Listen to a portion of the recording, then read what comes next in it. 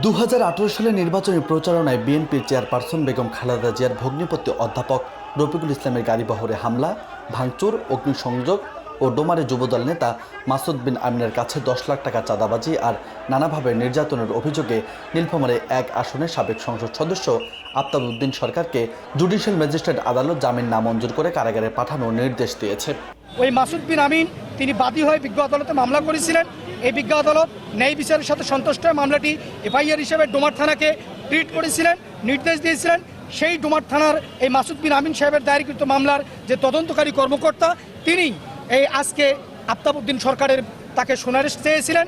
এই তার আবেদনের প্রেক্ষিতে বিজ্ঞ আদালত ন্যায় বিচারের স্বার্থে তার আবেদনের প্রেক্ষিতে তাকে সুনারিশ দেখে তাকে বিজ্ঞ আদালত সিডব্লিউ মূলে জেলা হাজতে দেখাতে প্রেরণ করেছে।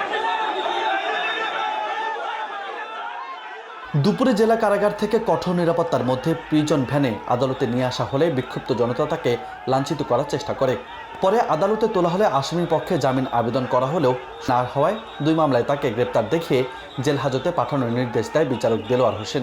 সন্ত্রাস বিরোধী আইনের মামলা দায়ের করা হয়েছে। এই মামলায় আজকে আফতাব উদ্দিন সরকারকে অ্যারেস্ট করা শোন অ্যারেস্ট দেখানো হয়েছে এবং জিআর 182 আর একটা মামলা মাসুদ বিন আমিন সুমন সেটাতেও এই ডোমার থানায় অ্যারেস্ট দেখানো হয়েছে। এর আগে গত 5 মার্চ বুধবার রাতে তাকে রংপুর নগরের সেনপাড়া এলাকা থেকে আটক করে পুলিশ। সেখানে তাকে বৈষম্য বিরোধী ছাত্র আন্দোলনের 3টি হত্যা মামলায় আটক দেখানো হয়।